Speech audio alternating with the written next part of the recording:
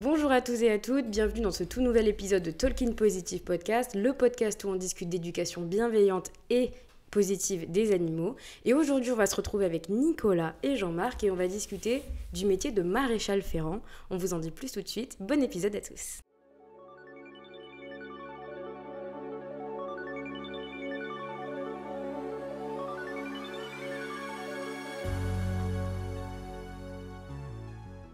Alors bonjour Nicolas, bonjour Jean-Marc. On va commencer par poser une petite question à Jean-Marc, par une présentation de vous deux du coup. Alors Jean-Marc, comment tu t'appelles, quel âge tu as, qu'est-ce que tu fais, etc. etc. Bonjour, je m'appelle Jean-Marc Couder, je suis maréchal ferrant à Garon, à côté de Nîmes. Ça fait maintenant 51 ans que j'exerce ce métier. Et bon, j'ai toujours la même passion qu'au début. Ouais. Alors on l'a pas précisé, mais du coup Jean-Marc et Nicolas c'est père et fils, au cas où vous ne l'auriez pas remarqué. Donc à toi Nicolas, dis-nous un petit peu plus. Moi c'est Nicolas Couder, le fils de Jean-Marc comme tu viens de le dire. Je suis maréchal ferrant plus dans la zone limitrophe Bouches-du-Rhône-Gard, du côté d'Arles. Et moi ça fait 21 ans que je suis à mon compte et contrairement à mon père, je ne suis pas encore retraité. J'ai encore à faire. Le métier de maréchal ferrant, donc, c'est apparu à peu près vers l'Antiquité, aux premiers soins des sabots. Ça s'est développé au Moyen-Âge avec l'invention du ferrage pour protéger les chevaux. Et ça a été utilisé du coup en guerre, en agriculture, en transport. Comment est-ce que ça a évolué ces dernières années? Parce qu'on n'utilise plus autant le cheval. Oui, il y a une évolution notable, effectivement. On n'utilise plus les chevaux comme on pouvait le faire auparavant. Avant, c'était surtout agricole, on va dire. Alors qu'aujourd'hui, ça s'est démocratisé, c'est plus considéré comme un loisir. Les chevaux servent pour les concours, les balades, de multiples pratiques. Et ce sont les particuliers qui se sont appropriés l'exploitation du cheval. Et du coup, en quoi est-ce que ça consiste exactement le métier de maréchal ferrant aujourd'hui et quels animaux vous êtes amené à vous occuper? Donc nous, on est spécialisé en fait dans l'entretien des pieds, des chevaux, des ânes, des poneys, voilà, tous les équidés en fait. Et notre profession consiste à faire en sorte que le cheval puisse être dans de bons aplombs, comme on dit dans le jargon professionnel, pour pouvoir se déplacer correctement sans avoir aucune contrainte, le minimum de contraintes. Vous avez été amené déjà à traiter autre chose que du cheval et de l'équidé, par exemple du bovin ou Ouais, c'est arrivé, oui. Ça reste très rare. Mon père, lui, il est déjà arrivé d'intervenir sur des taureaux. Camargue, oui. De temps en temps, il faut parer un taureau, qu'il y a une boiterie ou un excès de pied. De temps en temps, on nous appelle pour justement les parer, quoi. Ouais. Mais là, c'est plus pareil. Alors, sur les taureaux, c'est pas évident. C'est notre manipulation. Voilà. Et parce que du coup, justement, les chevaux, ils ont l'habitude d'être beaucoup plus manipulés au quotidien, beaucoup de medical training. Ils sont éduqués pour ça. Ouais, effectivement, ils se prêtent au jeu, alors que les taureaux, pas trop. Ouais, je veux bien vous croire. Du coup, on va passer le micro à Jean-Marc. Comment est-ce que tu as découvert le métier de maréchal ferrant? Est-ce que c'était une vocation, une tradition familiale? Mais moi, le métier de maréchal ferrant, je l'ai toujours vu parce que mon grand-père a été maréchal ferrant à Garon. Alors ça fait que l'odeur de la corne, je l'ai toujours eu dans le nez, quoi. J'ai toujours vu faire des chevaux et ça m'a toujours plu, quoi. Et du coup, comment est-ce que tu as appris ce métier? C'est avec ton grand-père? Tu as passé des formations? Non, alors j'ai fait une formation à Marseille. Je suis rentré à Marseille, à l'école de Marseille en 1974, il y a un petit moment maintenant. J'ai fait 2 ans à Marseille de maréchalerie, j'ai passé mon examen, quoi. Après l'examen, je suis parti, j'ai fait mon service militaire dans les chevaux. J'étais à Draguignan, j'avais 22 chevaux à m'occuper, à ferrer, quoi. Voilà. Et après, en sortant de l'armée, je suis parti chez un cousin qui est aussi maréchal ferrant au Kellar. J'ai travaillé 5 ans au Kellar avec mon cousin, et après, je me suis installé à mon compte. Donc c'est vraiment quelque chose de familial, tu as baigné dedans depuis tout petit. Mon père l'a fait pendant 15 ans, le maréchal ferrant aussi, avec son père. Et c'était au moment des chevaux de trait, quoi. Et quand les paysans commençaient à vendre les chevaux pour acheter des tracteurs, il n'y a pas assez de boulot pour tous les deux, quoi. Oui, mon père s'est recyclé, et voilà. Et maintenant, ce ne sont plus les mêmes chevaux, quoi. Ouais, c'est sûr, c'est complètement différent. Voilà. Et à quel moment tu as décidé de transmettre du coup ta passion et la passion familiale ensuite à ton fils? Ben, au début, j'étais pas trop chaud qu'il fasse un maréchal ferrant, parce que bon, je disais, mais il voulait faire un maréchal ferrant. Mais je disais, fais pas ça, c'est quand même physique, c'est dangereux, on ne sait jamais. Alors bon, j'ai tenté de T'as tenté de le dissuader, mais c'est raté. Mais ça n'a pas passé, quoi. Il a fait autre chose, puis après il est revenu vers moi et il m'a dit non papa, maintenant je veux faire un maréchal ferrant. Et toi, c'est quelque chose que tu as fait aussi ensuite avec Joris, un petit peu avec ton fils? Oui, effectivement, Joris, lui, arrivé à un certain âge, a décidé de découvrir la profession pour pouvoir se rendre compte de si c'était quelque chose qui lui plaisait et tout. Et il a fait sa formation, il a eu également son examen. Là, actuellement, il s'est orienté vers autre chose, mais voilà, l'expérience a été bonne. Il m'a dit que s'il avait besoin, il serait retourné vers les chevaux. Voilà. Ouais, donc c'est vraiment quelque chose, on a au moins 5 générations d'affilée qu'on fait, c'est vraiment quelque chose de transmission. Et du coup, comment tu as vécu toi justement l'apprentissage avec un papa qui fait le même métier et qui te regarde apprendre et pratiquer? Mais alors, contrairement à ce qu'on peut penser, comme j'ai souvent entendu dire, c'est travailler en famille, ça m'a jamais été un problème. Au contraire, c'est quelque chose qui apporte plus, parce qu'au final, au travers de la passion que mon père a pu me transmettre, c'est de l'échange, voilà, on a gravité tous les deux dans le même milieu, et il a su me livrer pleinement tout ce qu'il savait, donc j'ai été exposé à tout ce savoir-faire. Quand on est fils de quelqu'un et qu'on décide de faire la même profession, on n'a pas de prédisposition particulière, mais voilà, au travers de l'échange et de l'apprentissage, c'est vrai que ça nous permet de prendre des raccourcis, parce que voilà, comme je suis très poreux à toute cette forme d'enseignement, voilà, j'ai pu assimiler énormément de choses en peu de temps. Et du coup, vous pratiquez à peu près de la même manière, ou est-ce que des fois ça a créé un petit peu des tensions justement parce que vous n'étiez pas d'accord sur certains principes? Non, j'ai pas de souvenir qu'on n'ait pas été d'accord, non. Il est assez ouvert d'esprit, parce qu'effectivement, à travers de la maréchalerie, on va dire moderne, et ce qu'il a pu pratiquer, il y a une évolution permanente, comme dans n'importe quel métier. Mais voilà, il était capable d'écouter ce que j'avais à dire, à lui proposer, et il y a des fois où il s'orientait vers ce que j'y proposais, des fois on faisait machine arrière parce qu'on voyait que c'était pas productif, donc voilà, ça a été une adaptation permanente. Vous avez déjà travaillé ensemble, je veux dire une fois installé, avant que tu t'installes vraiment tout seul? Oui, bien sûr, et ça nous arrive encore. Ça nous arrive encore, voilà, parce qu'il est retraité, mais trop passionné. Voilà, exactement. On n'a pas pu l'extraire du milieu. C'est chevillé au corps, donc il nous arrive effectivement de partager des journées ensemble, ou à l'endroit où il a des chevaux regroupés, voilà, on intervient tous les deux, et on a beaucoup de plaisir à travailler ensemble. Et qu'est-ce qui te plaît le plus dans ce métier du coup? Je ne sais pas s'il y a quelque chose en plus qui me plaît, je pense que c'est la totalité. Déjà, il faut être passionné des chevaux, par la force des choses, et je pense que c'est le point principal. Et après, c'est un ensemble, c'est se dire qu'on intervient pour le bien-être animal, parce que on ne se doute pas du bienfait que ça apporte d'intervenir sur les pieds, qu'un cheval se sente bien dans ses pieds. Donc on est acteur de bien-être, voilà, et on évolue dans un milieu qu'on aime. Comme il disait tout à l'heure, après c'est une forme d'équilibre. On aime l'odeur, on aime évoluer, voilà, le contact de l'animal en lui-même, les échanges avec les cavaliers, les professionnels, enfin voilà, c'est un ensemble. Et justement, vous êtes cavaliers tous les deux ou pas du tout? Pas du tout, mon père a été un peu. Cheval, étant jeune, jusqu'à l'âge de 35, 38 ans, quoi, je montais à cheval dans les manades. Donc de A à Z, le cheval, vraiment dans la peau, quoi. Effectivement. Et est-ce que la transmission a été facile pour toi? C'était pas trop compliqué ensuite d'expliquer à ton fils, justement? Il faut reconnaître que j'ai été beaucoup moins pédagogue que mon père. Moins patient? Moins patient, voilà. J'ai pas les mêmes... capacité ou qualité pour pouvoir transmettre, donc je pense que ça a été peut-être certainement plus compliqué pour Joris d'apprendre que moi d'apprendre, voilà.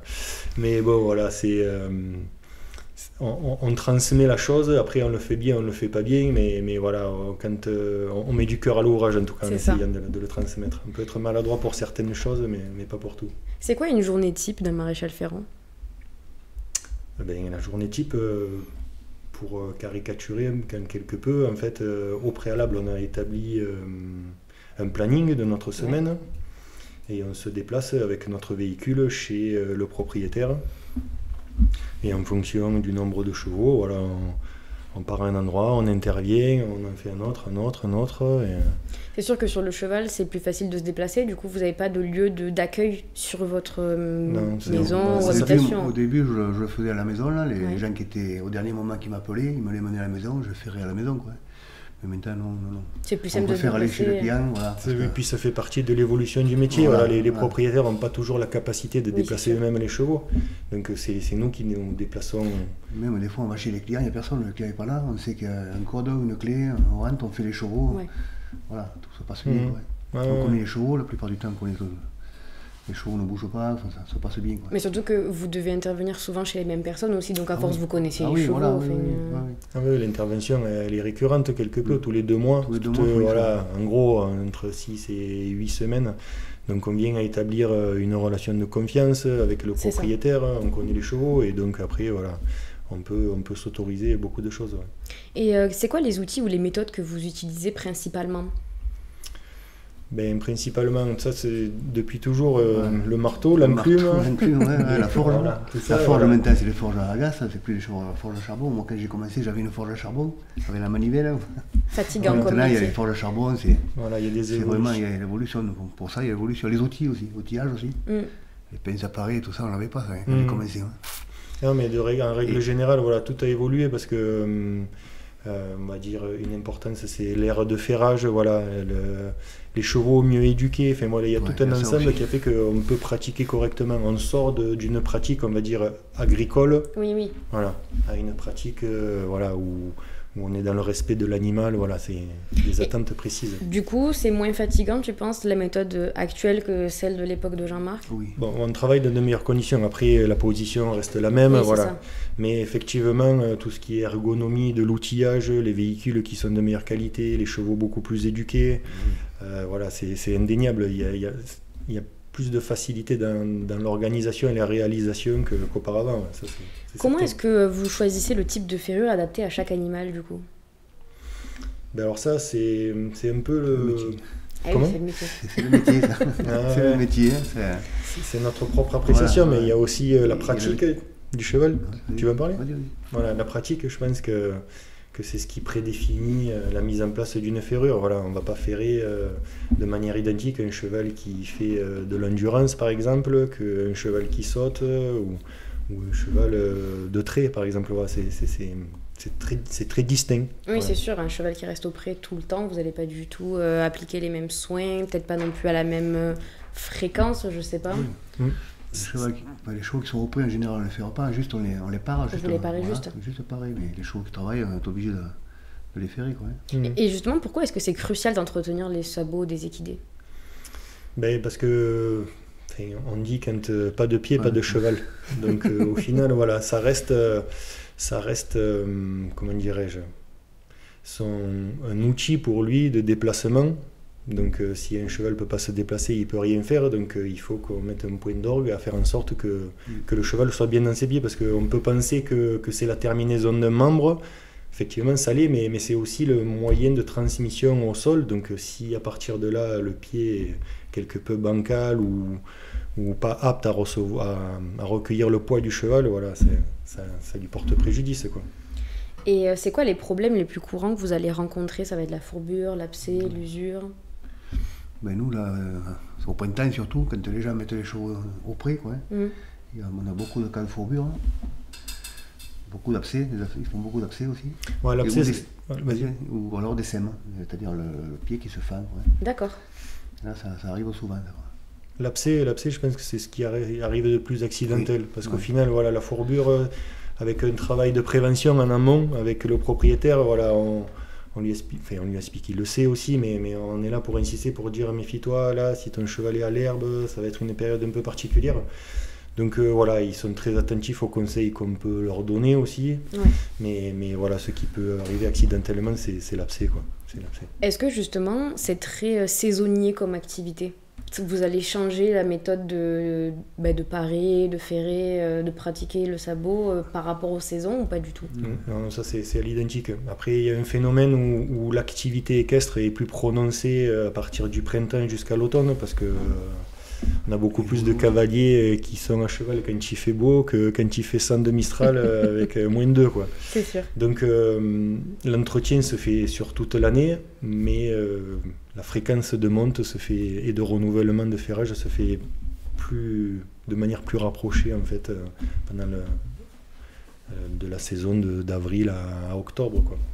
Alors justement, pour les personnes qui nous écoutent, c'est quoi les signes qui indiquent qu'un cheval a besoin d'une intervention urgente? Oui, déjà, si le cheval commence à boiter, c'est sûr qu'il y a... Les premiers symptômes, ça va être la boiterie. Ah oui, la boiterie. Hein. Ouais, puis des manifestes aussi comme un cheval qui trébuche, voilà, qui est à nouveau pas bien dans ses aplombs, parce que concrètement, en fait, le sabot s'allonge et ça déforme les aplombs, et après, grossièrement, si on dit s'il faut courir avec des palmes, c'est pas évident. Voilà. J'exagère le trait, je grossis le trait, mais voilà. Donc du coup, voilà, il y a comment dirais-je, des signes comme ça qui apparaissent. Voilà. Puis la ferrure se dégrade aussi. Oui. La ferrure, voilà. On l'usure des fers, des fois les fers ils arrivent à se couper en deux. Ouais. Ah oui, quand même. Tellement usé, suivant le terrain. Quoi. Là, c'est au propriétaire à faire attention, quoi, de ne pas trop attendre. Quoi. Ouais. Et du coup, ferrage ou parage, tout le monde n'est pas forcément trop connaisseur de ces termes-là. Qu'est-ce que ça veut dire? Quelle est la différence? Comment choisir? Ben là, à nouveau, le choix, en fait, c'est nous qui le prenons, on le propose, mais en fonction de l'utilité. Voilà, un cheval qui a de l'âge et qui ne se déplace pas beaucoup et qui est sur un sol très souple, on aura tendance à le laisser pieds nus, comme on dit. Voilà, un simple parage, l'entretien du sabot, ça suffira.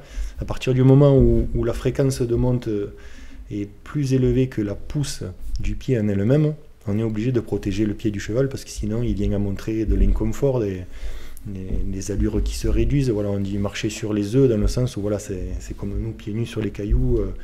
Enfin, sur l'herbe on peut le faire, sur les cailloux ça nous est inconfortable et la pose du fer permet d'offrir cette...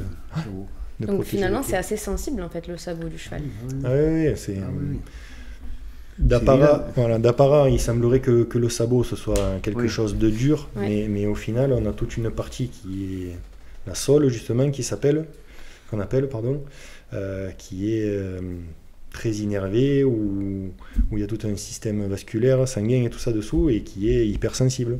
Donc ça peut très vite faire mal, quoi. Effectivement. Vous continuez à vous former tout au long de votre... Parce que vous passez l'examen du coup au début pour pouvoir pratiquer, mais est-ce que vous continuez à vous former? Oui, c'est indispensable. C'est indispensable la formation, parce que... Alors moi, dans mon cas personnel, je travaillais seul, et on aurait vite tendance à rentrer dans un fonctionnement où on se recroqueville, on pratique ce qu'on sait faire et se contenter de ça, ça suffit pas. Voilà.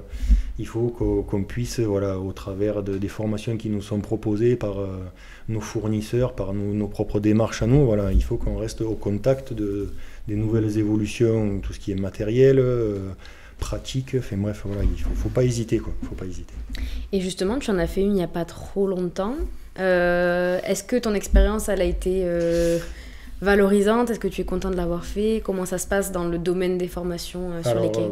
Alors, pour le coup, j'ai déchanté en fait parce que je me suis engagé dans une formation parce que je suis quelqu'un de curieux et qui souhaite m'intéresser. Enfin, tout ce qui touche à attrait à ma profession m'intéresse. Donc j'ai décidé de m'engager dans une formation où j'ai fait un triste constat où j'ai eu affaire à un intervenant qui n'avait aucune compétence pour pouvoir dispenser une formation. Donc au-delà des propos incohérents et déplacés, j'ai pu assister à une pratique, comment je pourrais la qualifier, de dévastatrice, destructrice, Et au travers de ça, j'ai été inquiet de me rendre compte qu'au final, n'importe qui peut prétendre dispenser des cours, ou des formations ou des stages, je ne sais pas comment on peut les appeler, sans être inquiété d'avoir été contrôlé au préalable du contenu du stage.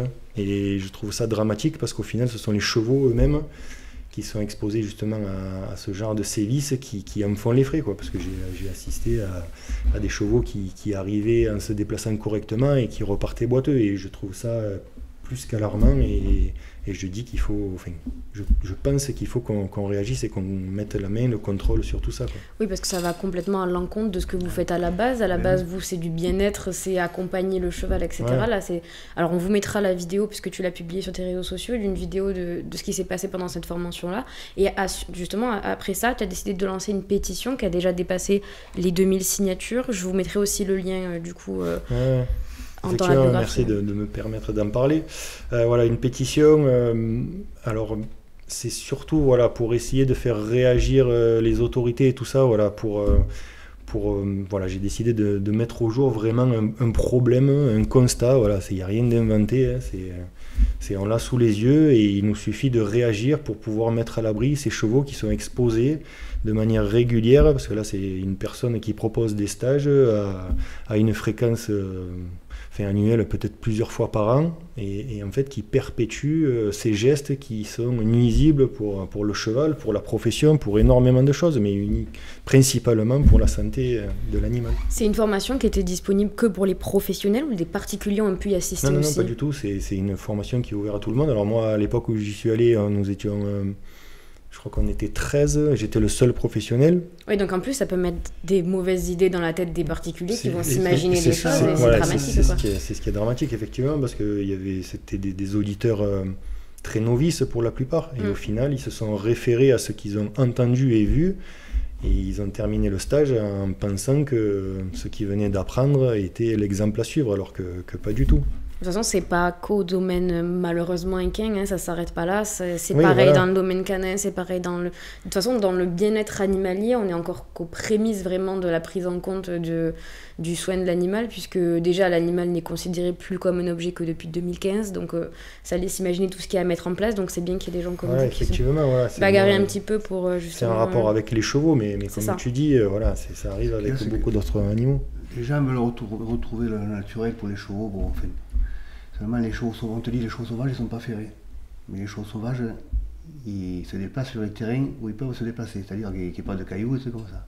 Un cheval qui est boiteux, un prédateur le mange. Et un cheval, les gens montent les chevaux et ils ne voudraient pas les ferrer, alors que le cheval de lui, si vous montez un cheval dans un terrain caillouteux, il va boiter. Oui, c'est ça. On oblige le cheval à aller sur un terrain qu'il n'irait pas de lui-même. C'est ça, en même temps. Alors les gens, ils ne veulent pas ferrer et le monter quand même, c'est pas possible. C'est ça, monter un cheval c'est pas naturel, donc forcément il faut que les choses qui vont avec. Ouais, il faut adapter, voilà, effectivement. Du coup, bon, ça c'était pour la parenthèse de la pétition. Je vous mettrai du coup tous les liens sur les comptes aussi et dans la biographie des deux plateformes audio. Si je voulais ajouter quelque chose, si je peux me permettre, voilà, du coup, pour tous ceux qui veulent suivre quelque peu l'évolution du dossier, j'ai créé une page Facebook qui s'appelle Stop au sabotage, voilà, justement parce que j'ai eu la demande de plusieurs personnes de les informer de l'évolution. Donc voilà, pour tes auditeurs, s'ils veulent... voilà. On le mettra aussi, on mettra tout voilà, les tout liens, ça à suivre, voilà, c'est pour la bonne action. C'est ça. On va parler un petit peu des collaborations que vous pouvez avoir avec du coup, les professionnels équestres. Est-ce que tu travailles avec des vétérinaires, par exemple, ostéopathes? Oui, effectivement. Je pense que on crée en fait... une structure professionnelle où chaque intervenant propose les compétences dans l'intérêt du bien-être animal. C'est-à-dire qu'un cheval qui vient avoir un problème, une boiterie par exemple, on doit faire appel au vétérinaire pour pouvoir faire de l'imagerie, comme on dit, des radios et tout ça, pour pouvoir identifier le problème, la pathologie. Et ensuite, en fonction de ça, on met en place, en partenariat avec le vétérinaire, voilà, une ferrure qui va nous permettre d'essayer d'améliorer la locomotion du cheval. Et on peut parler de dentiste équin, on peut parler d'ostéopathe, voilà. Et je sais qu'il faut qu'on échange beaucoup parce que ça reste la clé de la réussite, quoi. Du coup, votre métier il est quand même plutôt bien accueilli par le monde professionnel qui gravite autour de l'équitation. On est une profession indispensable à partir du moment où une personne décide de faire de l'équitation, de se lancer dans l'aventure avec un cheval et tout ça, indéniablement, le maréchal fait partie de l'aventure. Ah oui. Vous avez plutôt des bons échanges aussi avec les cavaliers, justement? Tu veux? Oui. Je suis laisier, moi. Oui, mais indirectement, voilà, ça reste les cavaliers qui sont dessus et qui ont les sensations du déplacement de leurs chevaux. Donc, nous, en échangeant avec eux, ça nous permet d'avoir le retour, de savoir ce qui cloche ou pas du tout. Voilà. Est-ce que le cheval se sent bien? Est-ce qu'il se déplace de manière régulière d'un côté, d'un autre? Et nous, au travers de leur dire, ça nous permet d'avoir des orientations pour pouvoir éventuellement travailler, pour intervenir sur la locomotion. Comment est-ce que vous appréhendez un cheval qui est réticent aux soins. Alors un cheval ou pas forcément, parce que je vais prendre l'exemple des ânes qui ont moins l'habitude peut-être même d'être manipulés que le cheval. Comment ça se passe pour vous? Ouais. Ou on serre les dents, ou on s'en va. Voilà, ça reste... Mais nous, on n'est pas là pour éduquer les chevaux. Oui, oui. Si le cheval ne donne pas les pieds, c'est pas notre faute. Il faut que le propriétaire, quand même, s'en rende compte que c'est quand même dangereux, un cheval. Quoi. Alors, il faut quand même l'éduquer avant d'appeler le maréchal. Oui, c'est sûr que... Moi, quand j'ai commencé, c'était un peu ça. Quoi. Oui, tu as fait face à beaucoup de chevaux pas trop éduqués qui t'envoyaient... Sur 5, il y en avait 3 qu'il fallait travailler parce qu'ils envoyaient les pieds. Quoi. Alors que maintenant, je vois Nicolas, s'il y en a un qui bouge, il ne touche plus. Ouais, voilà. Ce qui est normal. On a su s'orienter vers les... Comment ça s'appelle? L'éducation du cheval. Voilà. On a su faire en sorte d'impliquer les propriétaires des chevaux, voilà, pour savoir manipuler les chevaux. Voilà. Et effectivement, il nous arrive encore des fois où on tombe sur des chevaux qui de par leur mauvaise expérience, sont quelque peu réticents. Donc on a une approche, comment dirais-je, adaptée. Mais après, voilà, on arrive quand même à faire en sorte d'instaurer une forme de confiance où ça lui permet au cheval de se dire, bon, il m'est peut-être arrivé des mésaventures auparavant, mais avec celui-là, voilà, je peux me livrer à nouveau et à nouveau, on peut repartir sur des choses plus correctes, quoi. Ça t'est arrivé justement des fois de te déplacer plusieurs fois, petit à petit, avant de réussir à faire ce que tu avais à faire sur un cheval? Oui, ça m'est arrivé. Alors, et on a aussi la possibilité de faire intervenir le vétérinaire pour sédater le cheval, justement, parce que le cheval ne souhaite pas vraiment se laisser faire. Donc on intervient pour pouvoir pallier aux besoins là, d'entretien des pieds. Après, le propriétaire fait son travail de son côté. Après, le cheval, voilà, ça reste un animal comment dirais-je, qui peut redonner sa confiance. Donc ça s'instaure un peu tous les jours. Voilà. Et après, le maréchal, il peut venir et après, pour le cheval lui-même, il se laisse faire parce qu'il se dit que s'il a donné au propriétaire, il peut le donner au maréchal. Et voilà. Et c'est surtout que des fois, vous allez recevoir des animaux qui sont dans la souffrance, donc je suppose que ceux-là se laissent peut-être moins manipuler que quelqu'un que vous venez juste parer. Ou, Ouais, voilà, la souffrance. Il y a certains animaux qui ont souffert, voilà, comment dirais-je, il y a la souffrance d'être malmené, en fait. Ça, c'est beaucoup plus problématique qu'un cheval qui a été laissé à l'abandon et tout ça. Voilà. C'est deux choses différentes, mais on finit toujours par y arriver. Est-ce qu'il y a des réglementations qui encadrent votre profession ou pas du tout? Une réglementation, effectivement, pour pouvoir pratiquer le métier de maréchal ferrant, on doit être obligatoirement détenteur au moins d'un CAP. Voilà. Il y a d'autres diplômes plus valorisants et tout ça, mais au minimum, il faut détenir un CAP. Voilà, ça, je pense que c'est quelque chose d'important pour éviter que n'importe qui puisse s'installer et pouvoir pratiquer sans avoir une compétence particulière. Voilà, c'est un cursus qui dure 3 ans en général, où on vient à étudier l'anatomie du membre, le fonctionnement, tout ce qui est articulaire, tout ce qui est tendineux. Enfin voilà, on essaie de faire, comment dirais-je, une étude vraiment très précise sur le membre, parce que contrairement aux vétérinaires, on est vraiment des spécialistes du pied, en quelque sorte. Voilà, on n'a pas besoin d'avoir de compétences dans savoir faire des sutures ou un problème d'œil ou un problème de digestion. Donc on se contente du membre et il faut qu'on soit irréprochable à ce niveau. Donc la formation est faite pour ça et c'est une bonne chose. Et c'est une bonne chose. Comment est-ce que vous voyez l'évolution du métier dans les années à venir? Bon, déjà, toi, tu en as vu sur une partie de toi à Nicolas, même de ton grand-père, de ton père, et ensuite... Comment vous pensez que ça va évoluer, ce métier? L'évolution, c'est difficile d'arriver à se projeter pour dire réellement quelle trajectoire ça va prendre. Plutôt que de parler de ce qui pourrait arriver, je pense qu'il faut dire les véritables évolutions qu'on a eues. On s'oriente maintenant dans une approche où on veut faire en sorte de faire perdurer la vie sportive du cheval. On essaie de pallier à des boiteries et donc au travers de ça, il y a beaucoup de choses qui ont évolué dans l'imagerie, dans la recherche, et nous, en termes de matériaux qu'on vient appliquer, comme les fers en plastique, ou tout un tas d'artifices qui nous permettent en fait de pallier aux boiteries que les chevaux peuvent développer dû à l'évolution de leur squelette, l'âge et tout ça. Ils sont un peu comme nous, en quelque sorte. Donc je pense que voilà, il y a de véritables avancées.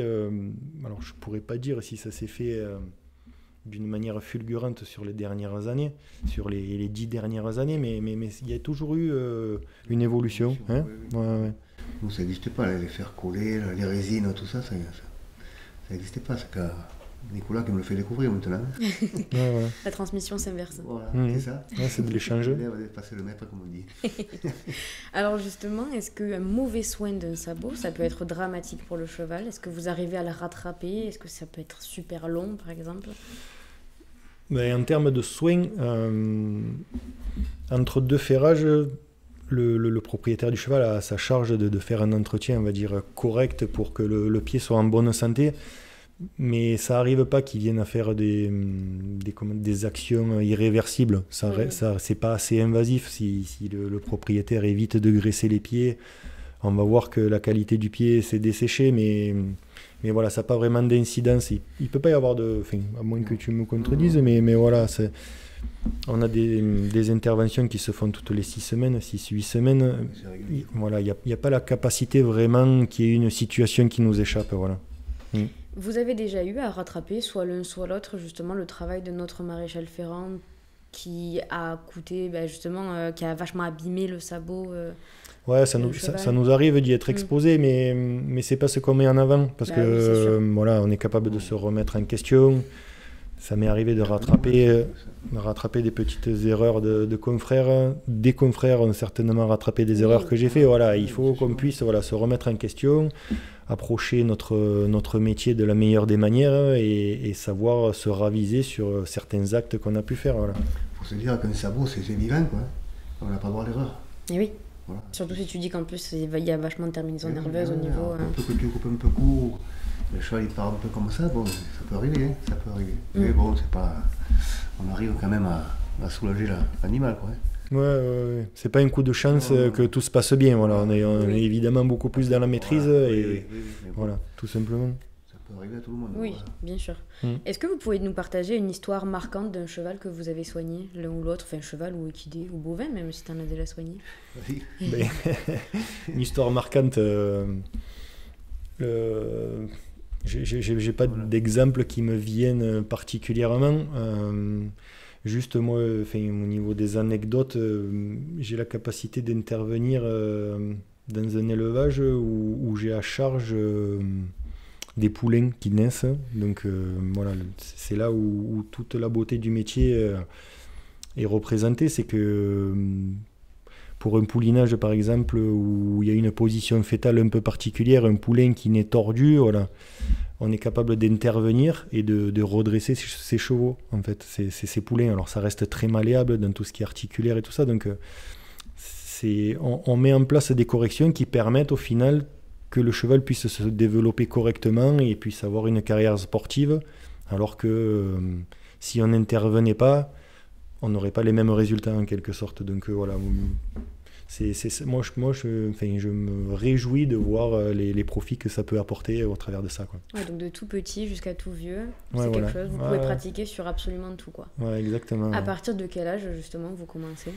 Il n'y a pas vraiment d'âge. Moi je suis exposé à des poulains qui ont 15 jours, 3 semaines et qui nécessitent une intervention, hein. Donc voilà, comme ce que je disais tout à l'heure, avec le vétérinaire on met quelque chose en place pour pouvoir atteindre des objectifs qu'on se fixe et en fonction de l'évolution, on sait si on a emprunté la bonne route ou pas, mais en général, c'est assez productif. Ouais. Et vous avez déjà eu des cas un peu particuliers, difficiles justement, de grosses souffrances au niveau du sabot, ou alors est-ce que tu t'es déjà fait botter les fesses, Jean-Marc? Oui, mais bon, j'ai jamais eu de gros coups. Ouais. Voilà, des coups de pied, on en a pris, mais sans gravité, quoi, parce que quand même à force on les connaît les chevaux. On anticipe le coup, quoi. Mais justement, je suppose que vous avez un peu des positions de sécurité, peut-être, ou de manière de vous échapper, enfin pas trop, parce que vous êtes quand même assez bloqué. Dans le cheval, hein. Ouais. Alors bon, c'est à nous à connaître l'animal, ressentir s'il va partir ou pas. Mais je vous dis, maintenant, les chevaux, ils sont manipulés. C'est moins compliqué. C'est rare, ouais. C'est quoi en général le retour des propriétaires sur votre travail? Ils sont plutôt contents de ce que vous faites, du soin que vous apportez aux chevaux? On recueille de temps en temps effectivement des appréciations de propriétaires qui disent « Ah, je suis content, les pieds sont beaux et tout ça là ». Mais voilà, comme je viens de discuter avec mon père, le fait qu'il nous rappelle et que... Oui, c'est gage quand même. Voilà, c'est ça. Moi, il y a des clients que mon père avait à l'époque où j'ai attaqué l'apprentissage avec lui, qui m'ont pris comme maréchal ferrant. Donc, moi, je me dis que c'est un gage de reconnaissance et de confiance et que le travail, voilà, qu'on ne fait pas fausse route en quelque sorte. Voilà. Oui, c'est sûr. D'une certaine manière, on se paye aussi avec ça, je pense. Alors justement, tu nous disais qu'il y avait le travail des propriétaires aussi entre deux parages ou entre deux ferrages. Qu'est-ce que peuvent faire les propriétaires pour entretenir les sabots à ce moment-là ? Voilà, après, voilà, chaque propriétaire a à sa disposition, enfin, et le sait en plus, des possibilités de curer les pieds, de brosser, voilà, d'hydrater. Voilà, il y a tout un panel de produits applicables sur les pieds. Après, ils ont plus ou moins une efficacité d'action, mais ils sont assez sensibilisés à ça au travers de leur pratique, enfin, comment dire. Oui, c'est vrai que quand on devient cavalier, dès le début, la première chose qu'on explique avant même de monter sur un cheval, souvent, c'est voilà, comment le préparer à le monter. Ouais, c'est ça, ouais. Il y a quand même vachement plus ce travail en amont. Il les sensibilise avant de dire tu montes et tu es cavalier. Il y a un travail à pied, d'approche, de connaissance, de matériel, d'anatomie, de pratique. Donc pour ça, voilà, on les conseille de temps en temps, mais à ce niveau-là, ils sont assez autonomes et ils font ça assez bien, quoi. Et est-ce qu'il y a des erreurs courantes qu'on pourrait éviter, justement, pour vous faciliter le travail ensuite, au niveau du soin ? Le soin, non. Ce qu'on pourrait les solliciter, c'est nous brosser les pieds quand ils sortent des pieds bouts. Voilà, quand ils sortent des pierres, on voit que le genou. Ça va que le genou. Voilà, alors qu'ils nettoient un peu les pieds et essayer d'avoir une dalle bien propre pour pouvoir faire du bon boulot. Quoi. Voilà, une aire de ferrage, voilà. Dans une terre labourée, tout ça, tu vois pas les aplombs, c'est pas terrible. Quoi. Non, c'est vrai. Non, mais oui, c'est sûr. Sur une dalle, bon, tu vois bien ton travail, puis au moins quand le travail est fini, tu fais du travail sérieux, propre, et si de suite le cheval est dans la boue, c'est pas trop... Ouais. Alors bon, si les clients pouvaient... C'est à nous à les éduquer aussi. Voilà, c'est ça aussi. Est-ce que vous avez un message que vous aimeriez faire passer justement à tous les auditeurs ou aux propriétaires de chevaux pas spécialement. Voilà, au travers de ce que je peux lire et voir, il y a quand même des propriétaires de chevaux qui sont beaucoup dans la demande de conseils, de découvertes sur le fonctionnement du pied, tout ça. Donc voilà, si j'ai un message à faire passer, c'est de ne pas hésiter à échanger avec leurs maréchaux pour éclaircir des zones d'ombre, des questions qui se posent. Voilà, on est très certainement apte à pouvoir répondre à leurs questions, tout simplement, dans l'échange, voilà, pour une meilleure compréhension. Voilà. Pas se cantonner à dire mon maréchal intervient, il fait ce qu'il a à faire et c'est tout. Voilà, il faut échanger, qu'ils puissent connaître leurs chevaux jusqu'au bout des pieds, tout simplement. Et voilà. Mais écoutez, merci à tous les deux de nous avoir partagé votre passion, de nous avoir partagé vos histoires. Cool, vous retrouverez tout du coup dans les biographies, et y compris sur nos réseaux sociaux, du coup les liens pour aller voir ce que fait Nicolas, la pétition.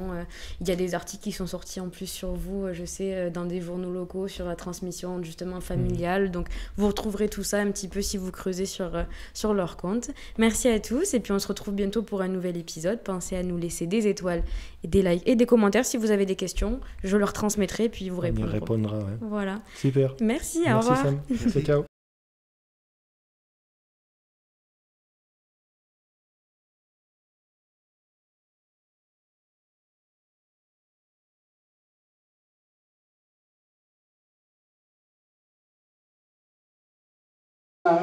Aucun sens le bon aplomb, à deux niveaux.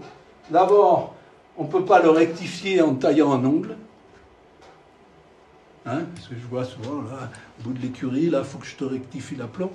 Mais en taillant un ongle, ça n'est pas possible. Puisque le cheval, il se réceptionne sur son coussinet digital. Donc, la taille d'un ongle ne va pas changer la façon de se déplacer d'un cheval. Seulement, on vous a fait de cette histoire de sabot une telle montagne qu'il ne peut être vu que par des maréchaux ou des vétérinaires, Sauf que vous l'avez compris, je vous l'ai expliqué au début, on n'a jamais expliqué aux vétérinaires et aux maréchaux ce qu'était exactement le doigt d'un cheval et comment ça fonctionnait. On ne l'a jamais expliqué. D'ailleurs, si on l'expliquait complètement, le ferrage, c'est fini. Si jamais vous, comme ta sœur ou ta cousine, je ne sais pas qui, allez trop loin, le cheval ne va pas mourir. Hein. Il va y avoir une petite flaque de sang. Et voilà. Le cheval, il ne marche pas sur des œufs parce que sa paroi ceci, sa paroi cela, sa fourchette machin ou sa sole. Non, il marche sur des œufs parce que le coussinet digital, il n'est pas en forme et les tendons ne sont pas en forme. C'est pour ça qu'il marche sur des œufs. Mais il marche. Allez, en avant. Voilà. Je vous mettrai tout ça.